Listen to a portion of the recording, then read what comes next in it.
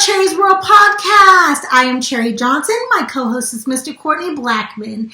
If you are a regular viewer, then you know that one of my favorite authors is Marcus Positive Parker, and he has the book Find the Lie and Fix the Problem. Well, today he is back, and we are also going to touch on his book, but not just his book. He has a new workbook coming out, and it teaches emotional intelligence. Unfortunately, a lot of people in our community do not learn emotional intelligence until they are either released from prison or a detention center.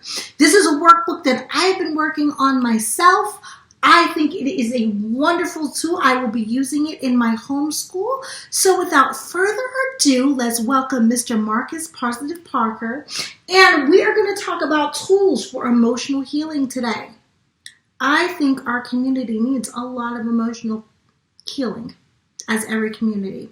So stay tuned. You don't want to miss this. We are going to kind of go through this workbook together, and I am going to share some of my personal pages with you. The only podcast coming through your beat stereo is Cheryls World, so let's go around like a merry-go. Plug your phone in, make sure it got a full battery. Download it Wednesday, listen to it Saturday. She cover all topics, whatever you after. She got ball players, authors, doctors, actors, rappers, singers, entrepreneurs, divas, leaders. Androids or Apple, turn up your speakers. Trying to shoot my shot like the vaccine, whether it's Cherie or Maxine, whether the podcast or acting, she that queen. PYT, you know what that mean. Saw you on TV and touch the screen, touch on you. I plead Lucy's got a crush on you. It'll mean the world to get a blush from you. Teaspoon of me, leave you sleep like Robitussin do. Hey, well, I'll let Cherie start. No, go ahead. Now, I was just gonna say, like, how do you stay so positive all the time? Like, man, say, you know what? It's been a long time. I've been through a lot of stuff, right? I went through a lot of negative stuff, and along the way, I just learned how to focus. You know what I mean? And in going through, like, for Cherie, like, if we say this in Family Matters terms, I'm from Port Arthur, Texas, right?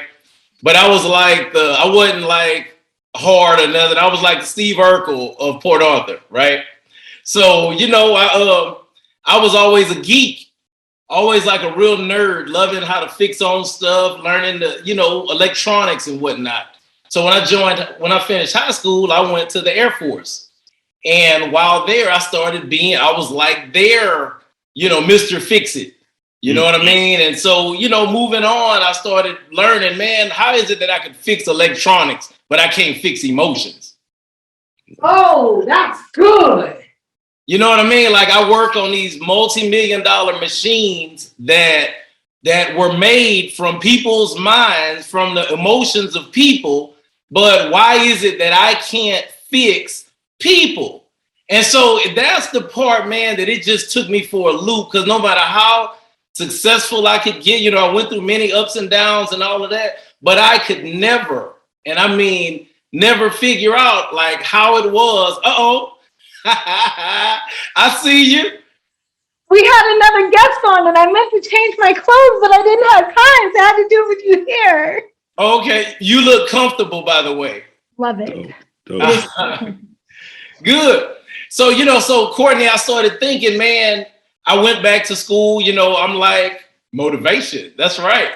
So I went back to school at 40, and I started researching like emotional intelligence.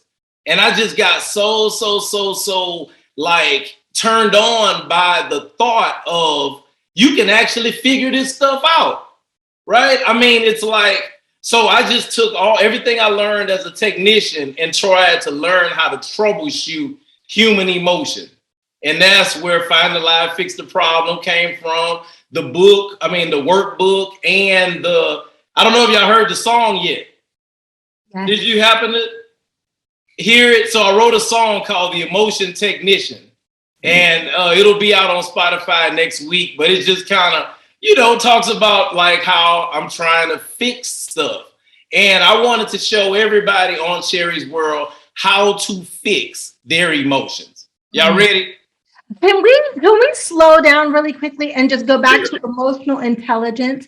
Because I think that is something that's really important. It's not taught in our community at all. Unfortunately, the only time that our young men and women know anything about emotional intelligence is before they leave a detention center or before they're released from prison.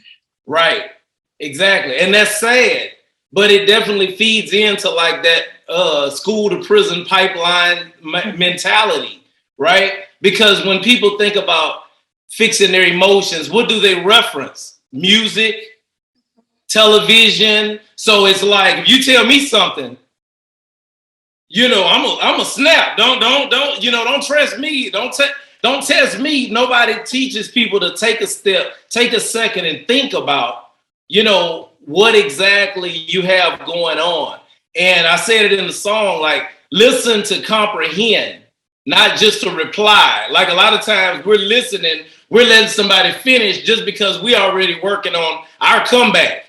You know what I mean? Instead of saying, what are you really trying to say? How can you explain to me what's really going on? And, Courtney, I use it a lot at home.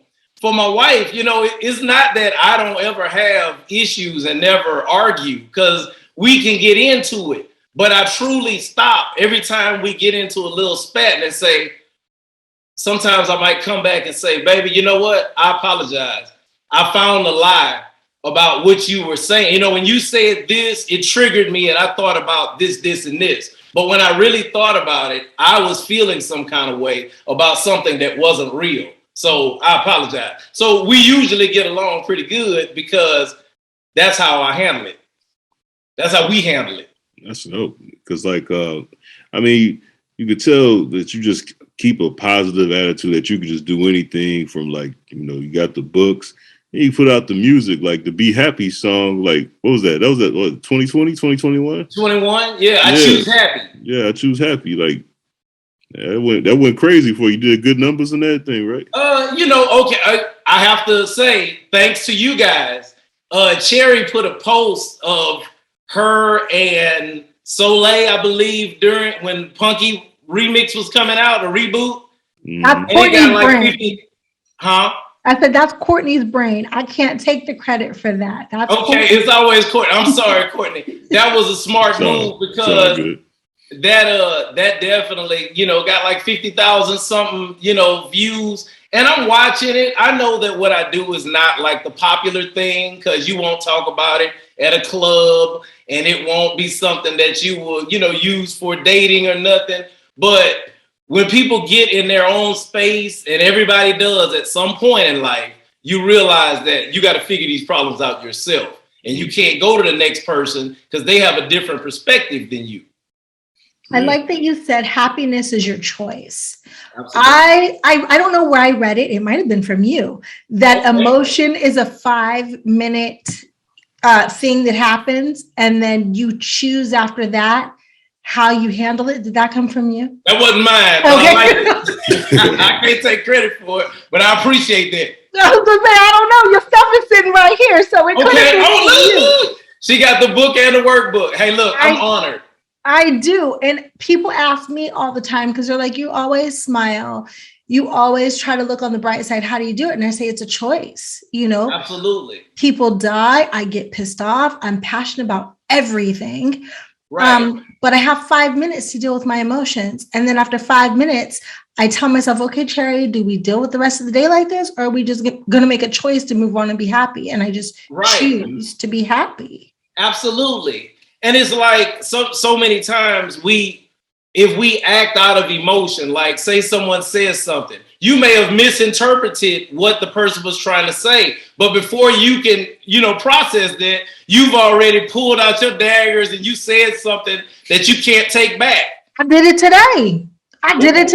To a sister on Instagram, and I had to apologize. Okay. Because I wrote a post about the Bel Air, right? I'm going to say the Fresh Prince, but that's not what it is anymore. Yeah. And a man was on there, and he said he doesn't like the fact that Carlton and Hillary are dark skinned. So I read that and I got irritated because he was a Black man. And I'm like, colorism is such an ugly thing that goes on in our community. Right. And then she had written right below it, and it said, I don't like the fact they made Carlton dark. Where when I read it, I interpreted that she was speaking of color, but she was speaking of his character. Right. But because of the frame of mind that I was in, it had nothing to do with her, but it was the frame of mind that I was in. I misinterpreted it and I went off. Because I was like, no, this ain't gonna be the second person on my post talking about color. Let me come to your defense on that. You sure she just didn't change that up once you got in? Because to me, like, why would you use that word dark when you're talking about Carlton's character? I know this off subject, Marcus, but I just good. I come to my homegirl defense on this one. I think she might be trying to run one on you. Well, I'm gonna give her the benefit of the doubt because I started my period today. My emotions are high. I'm passionate about my people, and people do say a dark character. She just didn't write the word character, so she inboxed me and she said I wasn't talking about his color. I was talking about the content of his character, and I had to go back and apologize. And I was like, I'm sorry, that's my bad. Right. I had read this one, and then I read this other one. And so I had to calm myself down and realize, oh, you wrong. Well, that's it. That's big of you to even be able to stop and do that because most people can't. Like, we may change the argument, like start arguing about something else, like looking at their posts to see something that we can legitimately argue about or whatever. But to just stop and say, you know what? I was wrong. Man, I took it this way. That salute to you. That was my 5 minutes. My 5-minute emotions was high. And then I had to realize that was my interpretation. Right. Sister said that's not what she meant. And she's a beautiful young, like, I'm not going to beef with her for. Exactly. I got you. Hey, what you doing for Father's Day this year? Because Happy Father's Day was dope. Was that last year? That was last year. So look, my little Father's Day gift, you remember, like, my wife got Elise Neal. She did one of the little cameo deals and she sent, a Happy Father's Day to me. And, she's one of my, boyhood crushes and whatnot. So that was dope. You know what I mean? But this year, I don't know. I gotta, she's in there. Hopefully, I can get something, going with her. You know what I'm saying? You gonna put another track out? Maybe. I don't know about the song, but I gotta get Courtney to hear the Emotion Technician. Is there a way we could play it? Yeah, absolutely. I think if you send the MP3, it'll come through cleaner. Okay. And Courtney will play it, right? Courtney. Oh yeah, I'll put it on the show. Okay. Let's see. Let's see if I can do that. I got a lot of stuff going on here. Before we get to the workbook, can we get to the gear? I have on a motivation sweatshirt. Yeah. And it is made by ours truly. Where can they find the gear at? You know what? Like, so the motivation, I haven't been making the clothes as much. I'm trying to make them like what would you call it? Antiques now, right? Because I used to put like the motivation across the chest, and I got a bunch of, people, and then I started putting them like, so the ones that went down were really like I was making those like almost like the custom, but I sent it to you because I wanted you to have it. I was gonna say, but I love them because they're actually really good quality. Like the t-shirts are great quality. Your sweatshirt is nice and cozy and soft. Okay, yeah. I made all of those like come from outside of the lab. I'm not sure if y'all can see behind all the junk here. That's the t-shirt machine is right there. We got the shrink wrap machine over there right under the motivation and whatnot. So all of that stuff that just from the stress phone, everything was manufactured right here in the motivation lab. I love it. You've been sending us a lot of stuff. The stress phone, I forgot about that. The stress phone, stress phone. Happy Father's Day. And but like, was it Happy Father's Day? You made a commercial for that, or a drop for that. And you had the girls twerking on there to sell it, remember? Oh yeah. Yeah. I'm trying to do something different. Because everything is TikTok now. Yeah. See, when I started with the book, people would tell me like I started rapping because of the teachers and principals and stuff, right? Because I would go speak and the kids they would get it, but they were like, man, if you rapped, man, they would really get into it. So that's how I started doing it.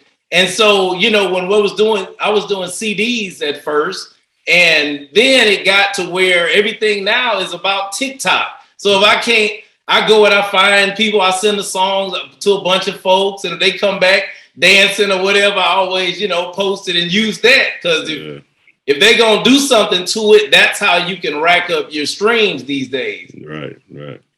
That is real. Okay, You know what I'm saying? Let's dive in. Let's dive in. The workbook. I want to know, where is this available at? Where can they find the Lie and Fix the Problem book? Find the Lie, Fix the Problem. The workbook is on Amazon. It's also on Ingram for any teachers and the people who order for schools and libraries. It's also an Ingram distributors. And as well as the book is there too. Did you like it?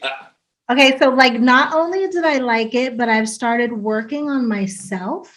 Okay. And it's, what I think is great is you start off with learning to be yourself, right? Mm-hmm. And I don't want to go through page by page because I don't want to give everything away.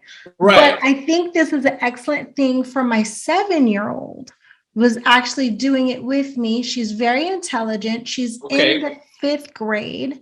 Okay. So unfortunately, she doesn't have a chance to maybe identify with herself, with her friends, because she plays with younger kids, but then, her peers are 10 to 12.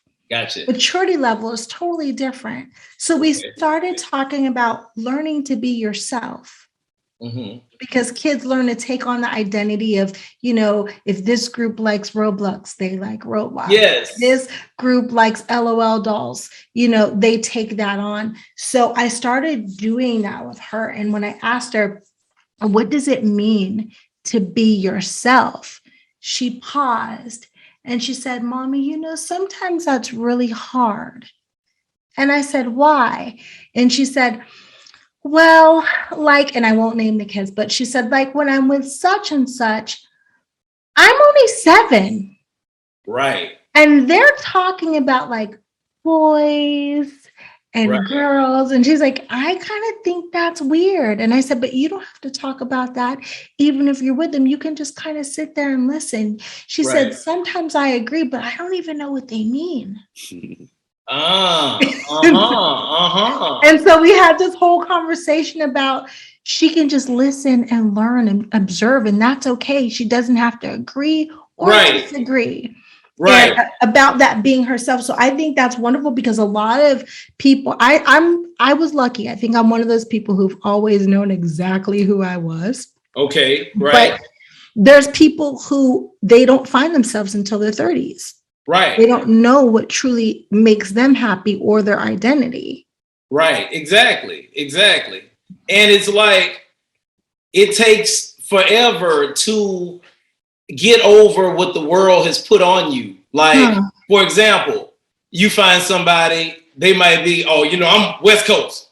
What does that mean? Right. Hey, I'm from the South. I'm East Coast all day long. And so how do you arrange that with the person that you are? How do you know what I mean? And for me, I started looking at it all I want to be is happy, right? That's it. That's all I shoot for day to day. I want to be happy. When I have a problem, I work on it. Every day I wake up with a to-do list and I work on it. If something bothers me, if I get a trigger, if something is said and I say, whoa, immediately I stop right then. Where did that come from? Do you see what I mean? Where did that feeling come from? Because you know how we'll hear people talking and something will be said and it'll trigger something. And then they just go off. So I'm going to tell you my trick, how I bond with my wife. She's into reality TV, right? So I use reality TV as a case study. So I sit there and I'll find the lie and fix the problem. When I'm watching people, I'm like, oh, look, he's going to say this, watch, because he gestured when this was said. And I've gotten so good at it and she'll pause it, go back. How did you know that? You know what I mean? And it's well, I don't have a script. I'm just watching things and I'm paying attention, right? So I'm trying to send this thing to you. I'm sorry. That's okay. I'm over here, Courtney. I don't know if you have the notebook in front of you, but he talks about battling negativity, right? And so when he said that his wife watches reality TV, so does my mama. But I can't take it. Like I go in the room with my mama when it's on, and 2 minutes later, I swear to God, I think my blood pressure goes up. Right. So the loud talking, the chaos, my spirit, I just can't handle it. Right. Exactly. I think I read somewhere like when after the Punky Brewster show, I don't know if it was you that said it, was somebody like, if I'd have threw a couple drinks at somebody, maybe, the show would I said renew. it. But I would never say anything like that. I totally said it. So yeah, but it's interesting. And so I kind of look at it like with my music, the books and the music that I've made can be beneficial and help a whole lot of people if they were willing to give it a shot. But I believe that it will always remain kind of like on an underground, like, people will find it here and there. I don't think it'll ever be mainstream. Like, I may be one of those guys that generation after we're all gone, somebody will, fire up the Marcus, library and start listening to it. So basically you think it's like therapy for Black people. It's not mainstream, but we are coming into. We're slowly but surely, over the last years. Think about it. In the last years, Ayanla Fixed My Life, AJ from House Party. Yeah. Yes. She has a life coach show, and it's a few others. But yeah, we're looking more into mental health, and we're starting to, realize that we have to work on that. Just like we got to work on our bodies. If we want to be in shape, we have to work on our mental health if we want to be at peace. And that's one thing I can say. I don't raise my voice too much in life. I look for that peace and I stay there. If there's an argument to be had, let's talk this out. Please. Rising above the circumstances. Rising above your circumstances. Can we talk about that for a little Absolutely. Bit? Like, how many people, like, we identify ourselves as we were told we were? Like you said, so many of our kids, like in LA, I had family from like LA. And you know how if you're born on this block, you may be associated. So the first thing you start to rep is your affiliation, your neighborhood. Your neighborhood. And this is who I am. And I'll take that, everywhere. Now, what if, there was a big flood? I mean, think about how, people move from place to place. I mean, are we going to rep Alaska one day? You know what I mean? Like, I'm joking over here. But no, I feel you. It's like, how many things have to go on for us to to feel who we are. Like, nobody has done like this much music that hadn't gone platinum yet. And I think I might be on song number 70, right? Nobody has written this many books, well, that I know, that, that didn't make the New York Times bestseller yet or whatever, and I'm just going to keep on doing me because it leaves me at peace. I'm happy if, if you've ever had a near-death experience and you start looking at your life and saying, man, what didn't I do?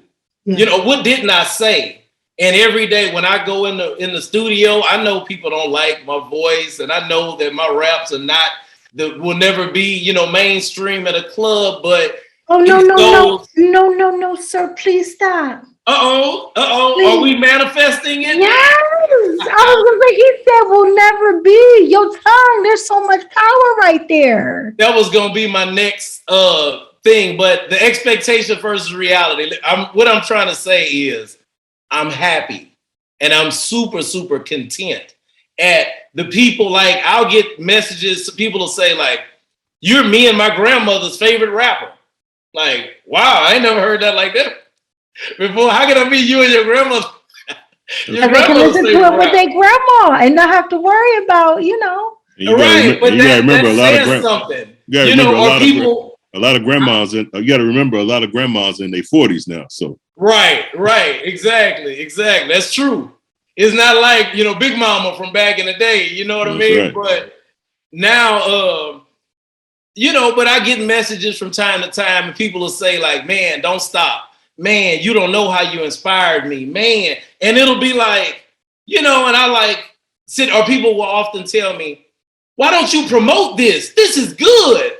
And I'm like, well, I know that people think like when you have a book that somehow Oprah gets this hotline call and says, hey, here it is. But no, it's very, very hard work to promote anything. And, I just, try to do it with a smile. And I would be happy if the music just went viral and everything. But what I'm saying is I'm equally as happy if it never did in my lifetime. I'm good. Hey, how'd you feel last year? I believe that was last year when I think it was Cherie's cousin, Dr. Johnson, came on our show and spoke very highly of you and how much you motivated him. I appreciate that brother so much. I sent him a message. As a matter of fact, I sent him some workbooks, and just, it feels good, man, because anytime somebody can look at what you're doing and find some level of appreciation in it, that always feels good. Always. And I've appreciated you guys. Let me put it out there that you guys have been so instrumental for me. I thank you since I remember the very first post. This was like maybe 3 years ago that you were putting out saying that you were going to start the podcast. And I thought it was a great idea then. And I think it's still awesome to this day.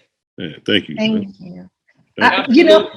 When you talk about the podcast in 3 years ago, so many other people are doing the same thing that Courtney and I are doing now. And so many people that I know have gotten into the business since we started. Your book, it says, why it's not good to compare your situation or your circumstances with others.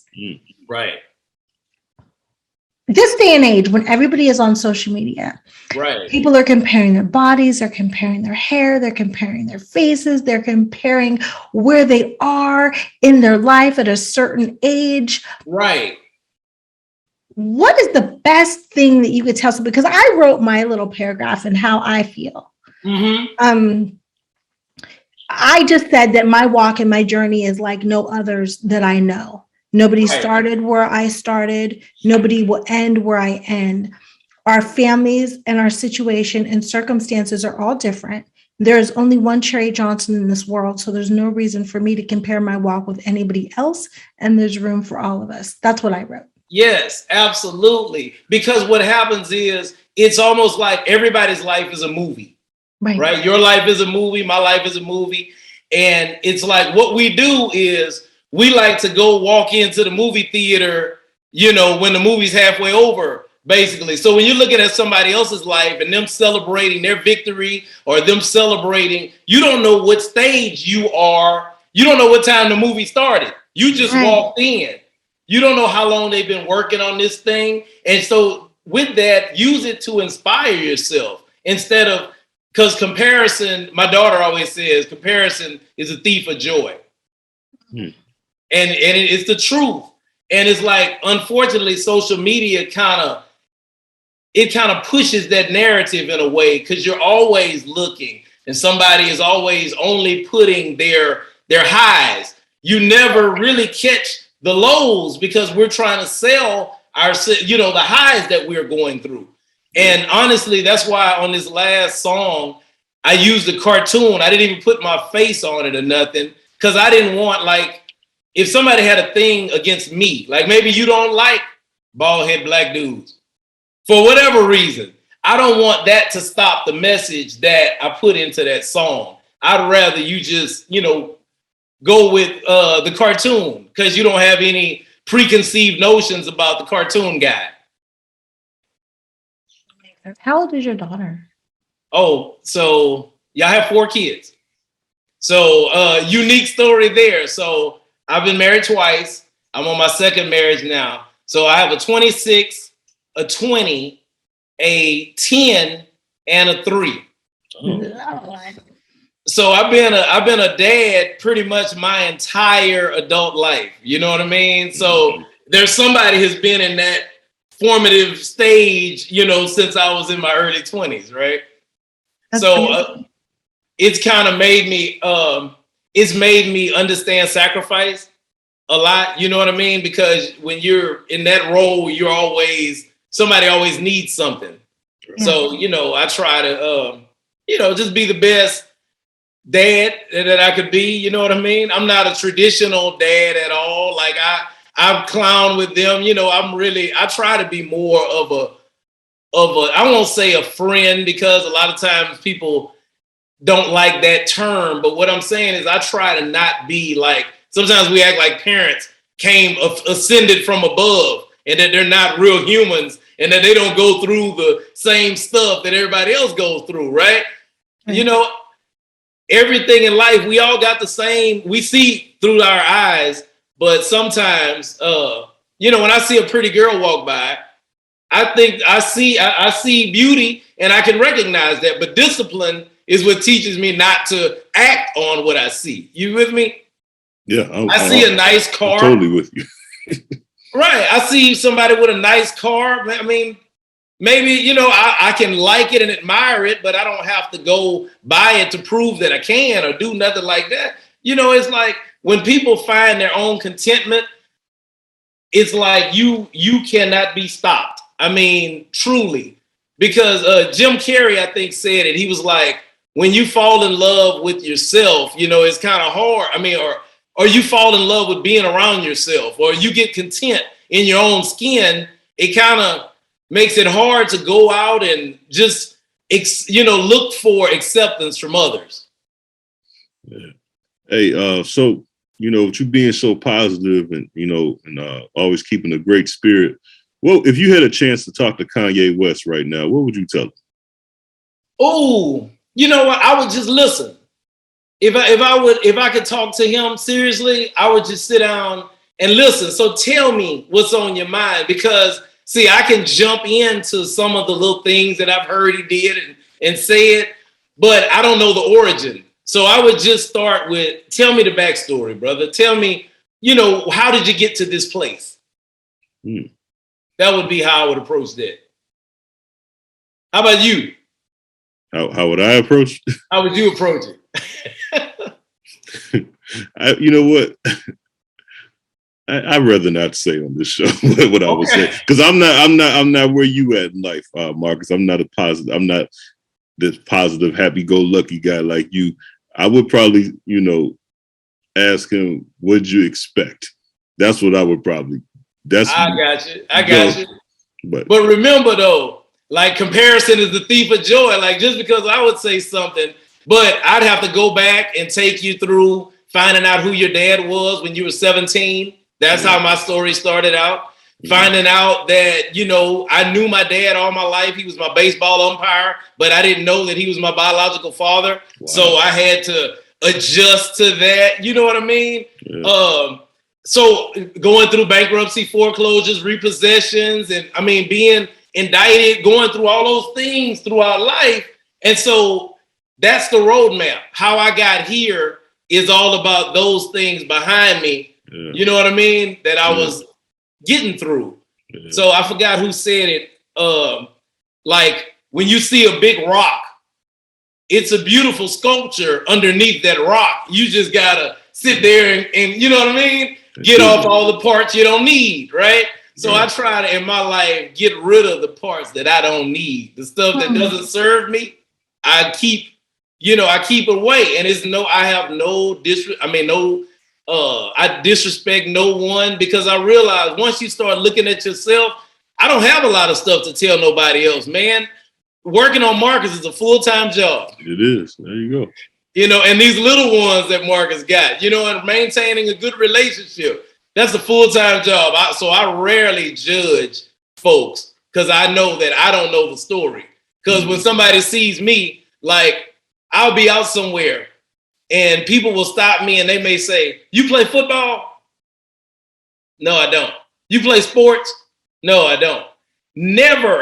I'm 47 years old, and nobody has ever walked up to me and said, "I bet you're a speaker. I bet you wrote about 5 books and probably got 60 or 70 motivational rap songs." That's never happened. And you know what's crazy? I've had people walk up to me and ask me a wide range from have I committed crimes to one time I was on a Sunday, a white couple asked me, was I a pastor? And I couldn't believe it. I'm like, the night before, someone thought I was going to rob a bank. And this morning, someone thinks I'm a preacher. Well, I guess some will say a preacher and a bank robber are the same, but you know. Oh man!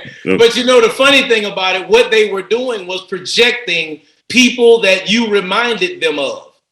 So they saw a preacher that looked like you, and so immediately when they said, "You know what? Are you a preacher?" You know, or unfortunately they were watching some crime show and saw a bank robber that looked like you, and then they say, "Hey," but what I'm saying is, I may look like an athlete, you know, but nobody has ever projected that you thought that I got to a place in my life where I realized that I had to grow and that I wanted to share with other people what I had learned along the way. Yeah. Why I've never been accused of that one. Mm-hmm. You know what I mean? Because it's not common, right? So, you know, I just try to roll with the punches, man, and just, you know, staying positive. That thing is really good because, like I said, man, you don't want those triggers to eat you up, right? Be around somebody and when they're watching something or seeing something and then they'll automatically jump fly. Yeah. Yeah, you know what I'm saying? Did you get the song? Yeah, I got you. Do you want us to play it during the show, right? Like right now? Oh, yeah, if you want to, if you'd like to. Okay, I thought you meant to play it in. But I can ask you a question. So, you said that Elise Neal was like somebody you had a huge crush on. Growing up, I always thought her and Cherie was like related or not the same person. Did you ever get that, Cherie? No. You never got you and Elise Neal was like, no. Wow. Really? You know, I liked Vale's song, that y'all's intro rap. Man, he killed it on that thing. He really did. Man, and, really appreciate hearing that, man. That's one of my friends. Thank you. My buddy, Mr. Mayberry, would always tell me whenever we hear a nice verse, he would tell me, "Hey, did I leave my notebook at your house?" You know, so when I heard Vale's verse, that's the first thing that came to my mind. Hey, bro, did I leave my notebook over at your house? Because he not only did he kill it, but he was also speaking the truth. I think, Cherie, truly every young man, particularly brother man, growing up in our age group, had a crush on you for multiple years. Oh, yeah. That is very sweet. That is truth, though. It's truth. We all in the same boat, right? Yeah, no doubt. Very sweet. And how does that feel to you when you hear that now, growing up? Because you were just a person, right? Living your life. You didn't know or couldn't see all the millions of homes you were broadcasted into and the people who knew you. It's really like weird for a few reasons. One, I have always been a little socially awkward. Like knowing that I should have had a little bit more, you know, oomph about myself. It should have put a little power in my head. We didn't have social media back then. Right. You know, so we were kind of in a box, literally. You had no idea that people all across the world knew you. No, not at all. I mean, when you would go places, like I knew we were popular, depending upon where we were right then. But then men don't necessarily approach. They approach the women around me. I've never been the girl with the short dress on, really. I was the girl in the club with the coat on because it was cold outside. So I wasn't going to leave my coat in the car and freeze for nobody. So I was never really the overly, like, you know, maybe sexualized girl. Gotcha. So I didn't get that attention. Okay. And so to hear it now, it's kind of like, really? Right. Well, why was dating so hard? Why were you guys nice to me? I know. But I'd imagine that you not being the short skirt girl probably added to why the guys loved you so much anyway. It's just that, you know, we were in this weird space where they didn't know how to project that information over, you know, to say, I see all of these wife potential qualities in you. Well, I wouldn't say that. I couldn't say that I was wifey, because I had, you know, some little clothes on at times, but I've always been a tomboy. Okay. And so I probably didn't portray myself like maybe such a lady because I'm a little boyish. I'm mannish at times. I got you. So Courtney, you look like wifey material. But a nice date would have been nice, you know? Right. Well, look, if you're ever in Dallas, you're more than welcome. Both of you guys, look me up, give me a holler. We can whip up some gumbo or something for you when you get here. We got you. Dallas. We got you. I got a lot of people in Dallas too.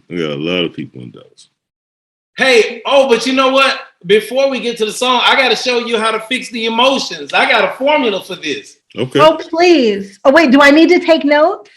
Because I have a note section in my workbook. I'm just wondering. Oh, okay. Well, go ahead and do it how you want to do it.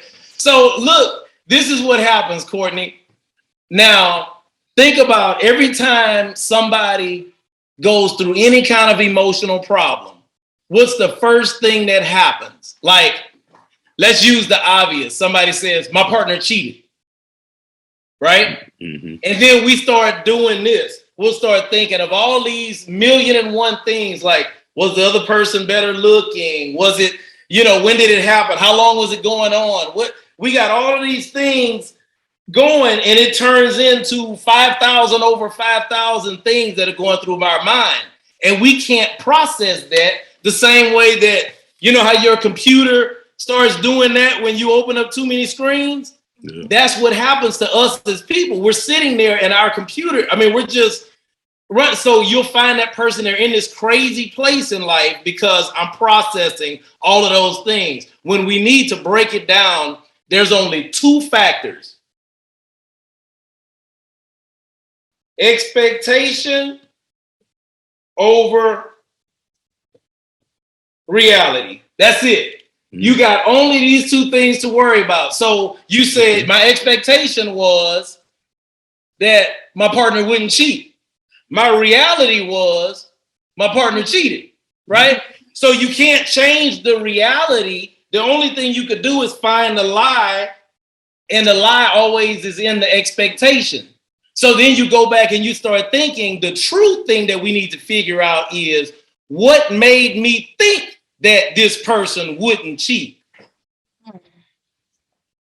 And so now I'm finding the lie in my reality. So when you start thinking deeper, what happens is it'll be like, oh, well, I know that they wouldn't cheat because when me and that person started messing around, they were with somebody then, and they said they would never cheat on me. Okay. So what you just said was, that person you cheated on, you were cheating with this person before the situation started, but now we're all worked up behind the same thing happening. And that's just one example. My buddy didn't give me back the money I loaned him. Okay, let's go back. We'll say he knows I need my money. He knows this is this. We got all of these million things, but we need to simplify it. Like in math, you'll never see a math problem in like 250 over 1,000. No, they'll simplify it and it'll be 1/4. So if you go expectation and reality, and that's all you worry about, that it's always going to be that equation. So my buddy didn't give me my money back. Oh, my expectation was that my buddy would give me the money back. The reality was he didn't give it back to me. Now, what made me think that the person who didn't have no money when he borrowed it from me was going to be prepared to give it back? And see, then you start looking and realizing that, wow, maybe I'm my problem, right? Because sometimes I am the problem. So if I'm trying to find how I contribute to the problems in my life, oh man, it's smooth sailing all the way. You know what I mean? Because you're not vulnerable to what other people have going when you start thinking to yourself, expectation and reality. That's all I'm worried about. What is my expectation? And why do I expect this? Right? And if you change that narrative and bring that conversation up to people, you will find that like everybody always goes, you know what? I did, you know what I mean? He was a lying, cheating dog when I met him. You know what? She was at the club with her homegirl cheating when I met her. Hey, you know what? my buddy used to take money from people all the time. What was I? Because maybe what you really want in life is just to complain. Oh, Maybe you see what I mean? Does it help if, because I'm over here and I'm like, expectation equals lie. What if we have facts that can go next to the expectation? Well, what I'm saying is, like, remember in the book when it's find the lie. Mm-hmm. So what I'm saying is, when you find the lie is not in the reality. Like, the reality is the truth. This is what happened, right? But the lie is finding, okay, what was it that made me figure out, or I found out that he was really married. Okay, the reality was he's married. Now, the expectation was, of course, that he wouldn't be, but now the lie is going to be what made me think that he wasn't. Mm-hmm. Then you may say, I never even asked the question. Right? I've been there. When I was young, I dated a married man for like 6 months. I had no idea he was married. Exactly. Or I never even, or maybe it was, I didn't have the type of experience that could have put me in a situation where I could have identified the red flags that now would make me understand that this was the case. It's simply never asked. All you needed was a book. You know what I'm saying? I'm sorry, I was about 20 years too late, but I tried. I was a kid. It was an experience that I will never forget. Right. Yeah. Exactly. And so, how did you deal with it? I'm curious. His cousin actually told me, and she said she thought that I knew. And I was shocked. I was actually in Dallas when I found out. Yeah. I went back to the hotel and I had a conversation with him and I never talked to him again. Wow. Well, we definitely got to change your outlook on Dallas. Courtney, y'all got to set up a trip to come by and visit, man. We do. I like Dallas. I've actually been back. Okay. A lot of times since. Okay. But yeah, he was a Texan. Okay. Uh-oh. Marcus, what was that you said? Hypothetical versus reality. What was that? Expectation over versus reality. Hey, so name one thing in your mind that you've ever been really upset or hurt about, and we can use that equation, bring it down, and figure it out. Well, I want to tell you something. Okay. One of my favorite comedians is Bernie Mac, and he got well, I don't want to get into the whole conspiracy with it, but that's for another show. But he was, when Barack Obama was running for president, he was asked to introduce him, and he said, and he was like doing jokes and stuff. One of the jokes he said was his nephew came to him and asked him what's the difference between hypothetical and reality, and he said, "Well, go upstairs and ask your mom, will she sleep with the mailman hypothetically for $50,000?" And she said, yes. And she said, I'll sleep with anybody for $50,000. He said, well, go ask your auntie, will she do it? And she said, yes, I will sleep with anybody for $50,000. So Bernie Mac says, so hypothetically, we should be up $100,000. But reality is we living in a house with two hoes. There you go. Exactly. Exactly. That is it. I mean, that is it. Yeah, that was perfect. Your timing was perfect on that one. Hey, that was the funniest joke. When I found out Obama, like the whole Democratic Party went after Bernie Mac for that. Really? Like, oh yeah. And here's the conspiracy, Cherie. This is, you know who I got this stuff from. But it was like, yeah, so the government took Bernie Mac out. That's how he died, because he died not too long after that. So that's what that's what the internet conspiracy marks say. So I know Cherie don't like that stuff. Hey, well, I tell you, look, this is one of my proudest moments. I don't know if y'all can see this. So nice. I was on the bestseller list with Barack Obama back in 2004. The product was the local nonfiction bestseller. And Hit Dreams from My Father was the national softback, nonfiction paperback. And so, that was just something it was an actual Dallas article. I just had it, made up different. You got to make that a plaque. That Spotify. You got to make that a plaque, man. Oh, yeah. I am. Well, what I'm waiting on is to hit 1 million. I said when it hits 1 million, I would actually order the plaque and, and put it up. So a motion technician is going to be the one. Okay. I'm confident. No doubt. So I can't be stopped with y'all's help. No doubt. Hey, Marcus, we gonna play it. Gotta get over anxiety, stress. Gotta get over anxiety, stress. Gotta get over anxiety, stress. Gotta get over anxiety, stress. You feeling low, I guess, with anxiety, stress, but I'ma do my best. We bout to fix this mess. You feeling low, I guess, with anxiety, stress, but I'ma do my best. We bout to fix this mess. See, I really don't like rapping, cause I hate my voice. So it had to be the man, cause it wasn't my choice. But I give it all I got. Now watch as I try to help somebody fix their problem by finding the lie. So sit back and relax and buckle up for the ride on this emotional roller coaster that we finna slide. Heard you been feeling inadequate, they calling you bluff. No need to be insecure, cause you already enough. You got issues, you can fix it. No need to be nervous, cause even luxury cars need to be serviced. You can say that you heard this from somebody who cares. Saying face them emotions and watch them triggers disappear. You feeling low, I guess, with anxiety, stress, but I'ma do my best. We bout to fix this mess. You feeling low, I guess, with anxiety, stress, but I'ma do my best. We bout to fix this mess, cause this life is full of distractions, problems and pain. Sometimes it's hard to see the sunshine for the rain, but you can get through. And as a matter of fact, most of our problems come from not thinking before we react. Hey, you know what I like, man? What's it?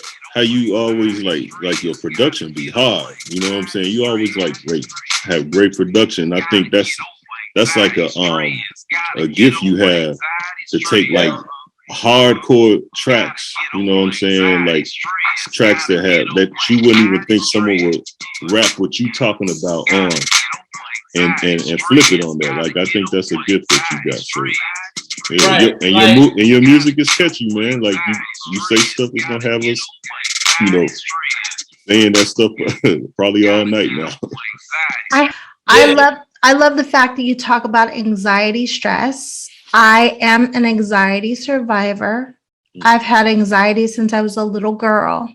Mm-hmm. And I've totally had to learn to live with it. Unfortunately, it's one of those things that I've passed on to my daughter. Okay. And she is trying to learn the keys now. So I think that she'll love that song. Oh, right. Good deal. Man, Courtney, that is Beatmaster West. He's another guy. He's from Port Arthur. He's been a producer. I mean, old school. And made a lot of like Southern hits from back in the day. Okay. And so the thing is that I had to learn that. Like I thought that, okay, I needed to find music that sounded like what I was saying. Mm-hmm. And that's how I started. And then I started thinking like that don't work. So let me try to find music that has a real, banging to get you going before I even start talking. And then that way you could just ride with the words and you don't even know you absorbing something positive. You just jamming to the beat. Like it. That's how you look them kids. You know what I'm saying? Man, I really appreciate that, y'all. Big time. I enjoyed, speaking with y'all finally and seeing my folks. Like I said, y'all better not let me catch y'all coming to Dallas without hollering at me. Oh, man. Now, you invited us 4 times, so I got to do it now. Yeah. Absolutely. Thank you so much for being here. Please, you guys, if you have little ones, if you've never been taught the tools yourself about emotional intelligence, please find the lie and fix the problem. There's a book and there's a workbook that goes along with it. It breaks down so easy that my 7-year-old is actually working on the workbook herself. I beg you, especially our young Black men, if you are a parent, buy this, sit down, talk to them about emotional intelligence. They don't need to learn it coming from a detention center or prison. They need to know it before they get to high school. Amen. And it is an audio book on Audible. Okay. For Find a Lie, Fix the Problem, where I'm actually reading it.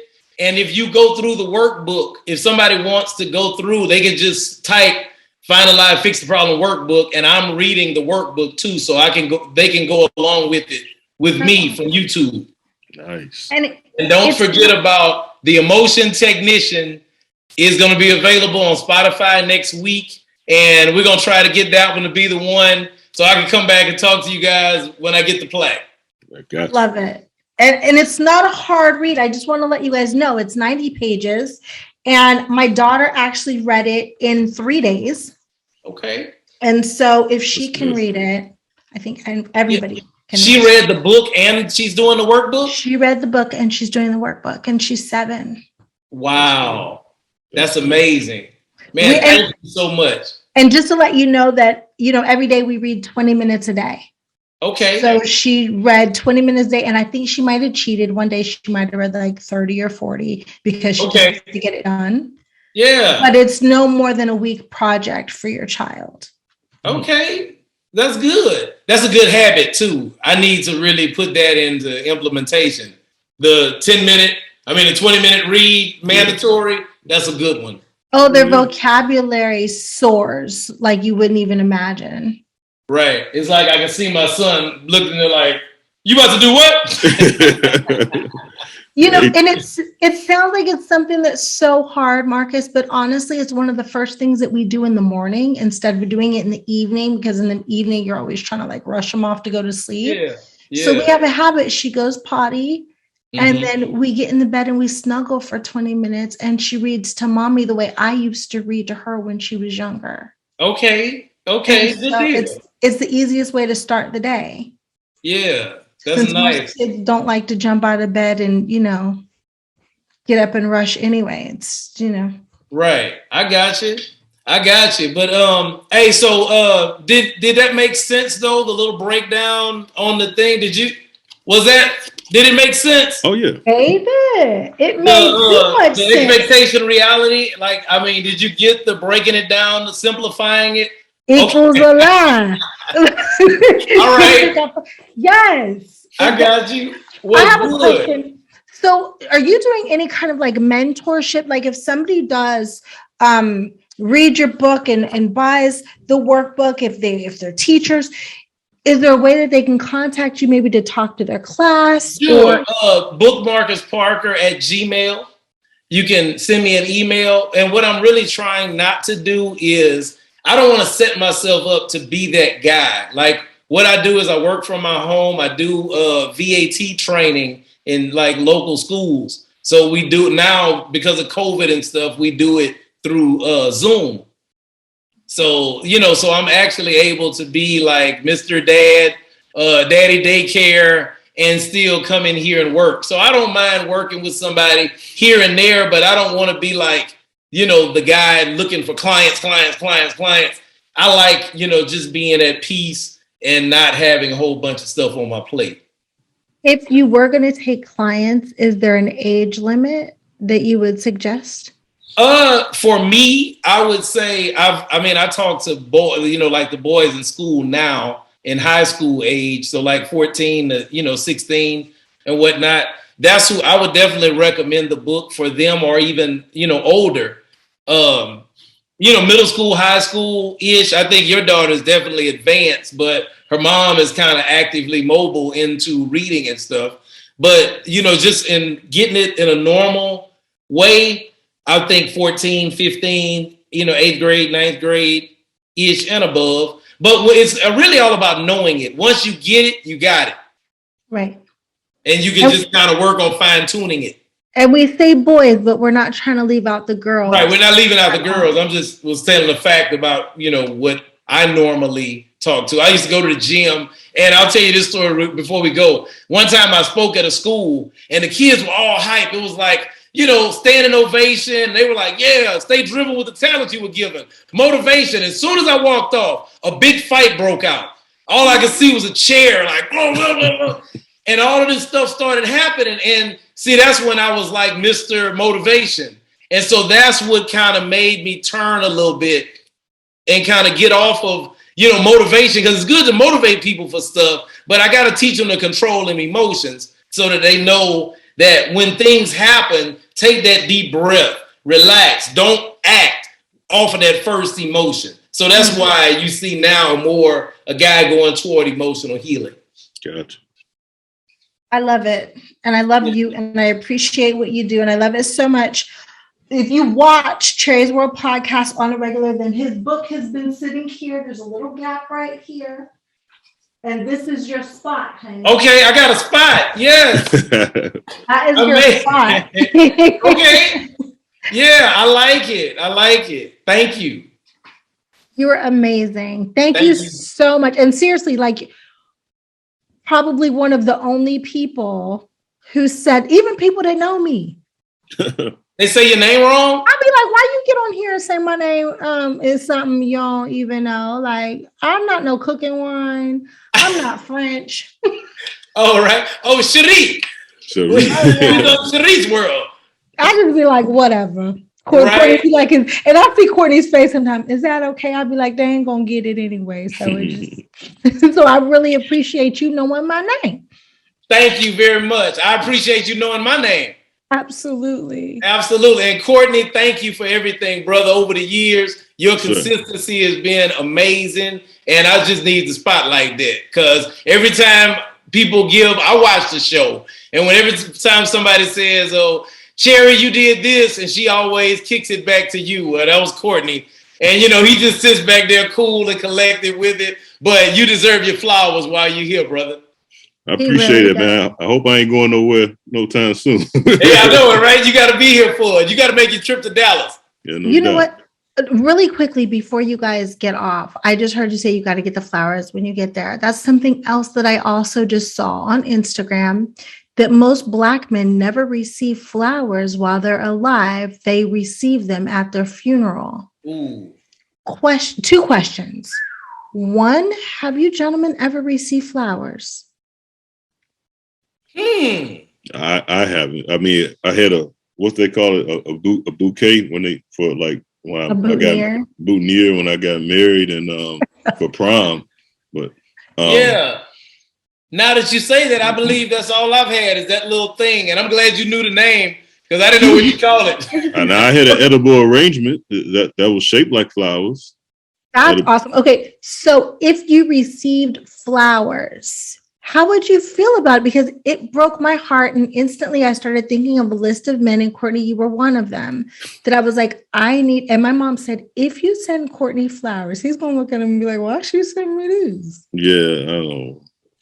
How would you receive it? Mommy told me, because the men that I named, Courtney is like you and my brothers and my boyfriend and things like that. And they were like, no, you can't send none of them flowers. And I was like, really?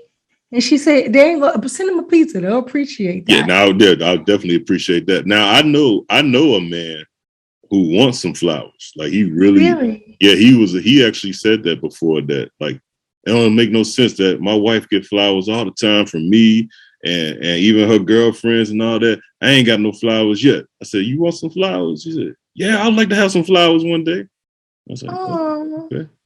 Yeah. What about you, Marcus? Like, if you got flowers, how would you receive that? Well, I think for me, I want the appreciation. So like the little Elise Neal thing, for me, that was a flower. Right. If you go behind my back and get somebody to, show their appreciation, because that's really what we're asking for is appreciation. Right. Mm-hmm. And I think most men would love just to hear you say, I really appreciate you. You know what I mean? And it's like, what?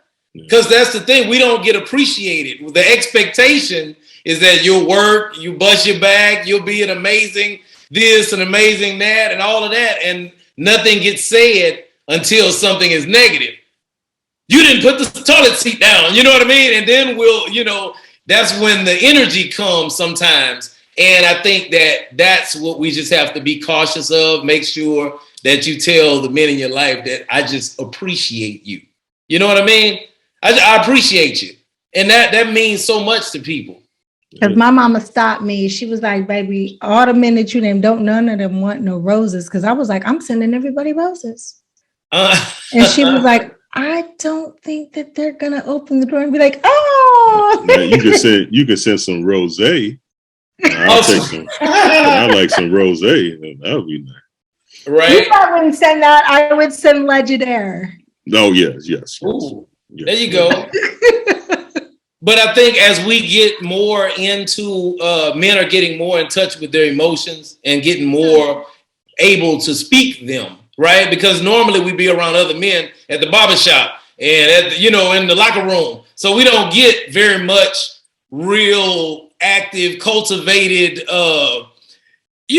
thought out of those environments. Sometimes they can all be sometimes toxic, sometimes, just led by whoever is the orator there. And that's not usually somebody who has a lot of positive experience sometimes. So that's how we get off track. But I think the next generation is learning that we have to take care of ourselves mentally as well as physically. Okay. Point taken. Thank you, gentlemen. You just schooled me. Okay. Well, thank you guys for having me. And I really appreciate y'all. Always, man. Always. What up, Cherie? Heard across the world. Welcome to Cheryl's World.